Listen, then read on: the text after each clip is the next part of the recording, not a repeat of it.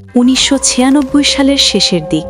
গ্রামের নাম ছিল শালবন। চারপাশে ধান ক্ষেত, বাঁশঝাড়, কাদামাখা সরু রাস্তা, আর সন্ধ্যা নামলেই এক ধরনের অদ্ভুত নীরবতা নেমে আসত, যেন কেউ দূর থেকে পুরো গ্রামটাকে চুপ থাকতে আদেশ করেছে।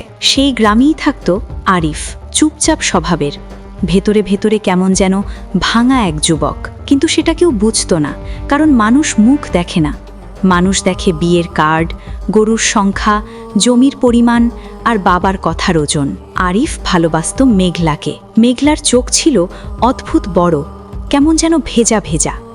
সে হাসলে মনে হতো শীতের সকালের রোদ নেমে এসেছে। গ্রামের পুকুর পাড়, সরিষার ক্ষেত, আম বাগানের ভেতর দিয়ে ওদের দেখা হতো।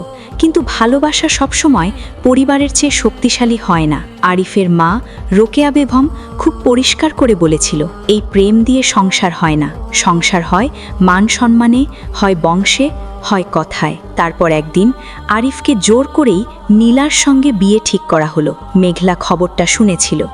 কেউ বলে সেদিন সন্ধ্যায় তাকে পুকুর ঘাটে একা বসে থাকতে দেখা গেছে। কেউ বলে সে কাঁদছিল না, শুধু এক দৃষ্টিতে জলের দিকে তাকিয়েছিল। আর পরদিন ভোরে খবর ছড়িয়ে পড়ে মেঘলা আর বেঁচে নেই। গ্রামটা তখনও পুরো সত্য জানত না, কিন্তু মানুষ যেটা জানত সেটা হলো মেয়েটা মারা যাওয়ার আগে শেষবার আরিফের নাম নিয়েছিল। তার 1 মাস পর আরিফের বিয়ে হলো। সেদিনও আকাশে হালকা কুয়াশা ছিল। উঠানে টাঙানো রঙিন বাল্ব মাঝে মধ্যে টিমটিম করছিল। দূরে কোথাও পুরনো টেপ রেকর্ডারে বিয়ের গান বেজে যাচ্ছিল। মাঝে মাঝে শব্দ কেটে যাচ্ছিল, যেন ক্যাসেট ফেসে গেছে। হলুদের গন্ধ, আতরের গন্ধ, রান্না হওয়া গরুর মাংসের গন্ধ, সব মিলিয়ে একটা ভারী সন্ধ্যা। কিন্তু আরিফের বুকের ভেতর তখন কেবল একটাই গন্ধ, ভেজা মাটির, যে মাটির নিচে হয়তো মেঘলা শুয়ে আছে। রাত গভীর হলো, হাসাহাসি থেমে গেল, এক এক করে সবাই সরে গেল। আরিফকে বাসর ঘরে ঢুকিয়ে বাইরে থেকে দরজা টেনে দেওয়া হলো। ঘরের ভেতর মৃদু কুপিবাতির আলো। লোহার খাটের ওপরে লাল শাড়ি পরা, ঘোমটা টানা কোণে বসে আছে। তার হাত দুটো হাঁটুর ওপর স্থির, একটুও নড়ছে না। আরিফের গলা শুকিয়ে গেল। সে ধীরে ধীরে এগোলো। কুপিবাতির শিখা হঠাৎ কেঁপে উঠল। বাইরে কোথাও কুকুর ডেকে উঠল। আর ঠিক তখনই টেপ রেকর্ডার, যেটা অনেকক্ষণ আগেই বন্ধ হয়ে যাওয়ার কথা, নিজে নিজে চালু হলো। একটা পুরনো গান ভেসে এলো, সেই গান যেটা মেঘলা শুনতে ভালোবাসত। আরিফের হাত কাঁপতে কাঁপতে কোণের ঘুমটার কিনারায় উঠল। সে ঘুমটা তুলল, আর তার বুকের ভেতর থেকে যেন কেউ এক মুঠো গরম রক্ত ছিঁড়ে বের করে নিল। ওখানে নীলা ছিল না, ওখানে বসেছিল মেঘলা। একই বড় বড় চোখ, একই মুখ, কিন্তু সেই মুখে জীবনের উষ্ণতা নেই, বরফের মতো স্থির। ঠোঁটে এক ফালি হাসি, যা ভালোবাসার না, ক্ষমারও না, যেন বহুদিনের জমে থাকা অভিমান দাঁত বের করে আছে। মেঘলার কপালে সিঁদুর নেই, কিন্তু তার লাল শাড়ির কিনারা ভেজা।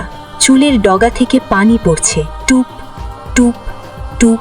আরিফ পিছিয়ে যেতে গিয়ে খাটের পায়ায় ধাক্কা খেল।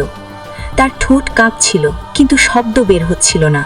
মেঘলা খুব ধীরে মাথা কাত করল, তারপর ফিসফিসিয়ে বলল, আমাকে ছেড়ে তুই বাসর করতে এলি আরিফ? কুপিবাতিটা আবার কেঁপে উঠল। আয়নায় আরিফ নিজের প্রতিবিম্ব দেখল, কিন্তু মেঘলার কোনো প্রতিবিম্ব নেই। তারপর ঘরের এক কোণ থেকে ভেসে এলো ভেজা কাদার গন্ধ। মেঝেতে ছোট ছোট ভেজা পায়ের ছাপ দেখা দিল। সেগুলো দরজার দিক থেকে নয়, সোজা খাটের নিচ থেকে বেরিয়ে এলো। আরিফ দরজার দিকে দৌড় দিল। দরজা খুলল না। সে ধাক্কা দিল, চিৎকার করল, কিন্তু বাইরে যেন কেউ শুনতেই পাচ্ছে না। পেছন থেকে মেঘলার কণ্ঠ এলো, তুই আমাকে বিয়ে করিসনি, তাই আমি তোর বিয়েতেই ফিরে এলাম। আরিফ ঘুরে দাঁড়ালো। এবার মেঘলা খাটে বসে নেই, সে দাঁড়িয়ে আছে আরিফের ঠিক পেছনে। তার চোখ দুটো এত বড় হয়ে গেছে যেন কালো শূন্যতা। মুখে সেই হাসি, হাতের মেহেদি ধুয়ে নেমে যাচ্ছে কালচে বাণীর মতো।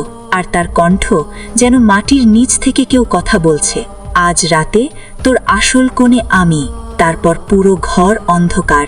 ভোরের আজানের পর যখন দরজা ভাঙা হলো, ঘরের ভেতর আরিফকে খাটের কোণে গুটিসুটি মেরে বসে থাকতে দেখা গেল। তার চুল সাদা হয়ে যায়নি, কিন্তু চোখ দুটো এমন ফাঁকা যেন ভেতর থেকে কেউ সব আলো চেটে খেয়ে গেছে। খাটের ওপরে কোনো কোণে ছিল না, শুধু একটা পুরনো সাদা ওড়না, ভেজা, কাদা মাখা। আর আয়নার উপরে আঙুল দিয়ে লেখা, বাসর তো হলো, এবার কবরে আয়। কিন্তু সবচেয়ে ভয়ঙ্কর কথাটা পরে জানা গেল। সারা রাত যে নীলা বাসর ঘরে ছিল বলে সবাই ভেবেছিল, সে আসলে কখনো ঘরে ঢুকেনি। রাতে উঠানের পাশে আম গাছের নিচে তাকে অজ্ঞান অবস্থায় পাওয়া যায়। জ্ঞান ফেরার পর সে শুধু একটাই কথা বলেছিল, ঘরে যে বসেছিল সে আমার আগেই কারোর অপেক্ষায় ছিল। আর সেই দিন থেকে শালবনের মানুষ বলে, শীতের কুয়াশা নেমে এলে দূরে কোথাও পুরনো ক্যাসেটের গান বাজতে শোনা যায়। আর কোনো বাসর ঘরে যদি কুপিবাতি হঠাৎ নিজে নিজে কেঁপে ওঠে, তাহলে ঘুমটা তোলার আগে একবার আয়নাটা দেখে নিও। কারণ কখনো কখনো মানুষ যাকে বিয়ে করে, রাতটা তার সঙ্গে কাটে না।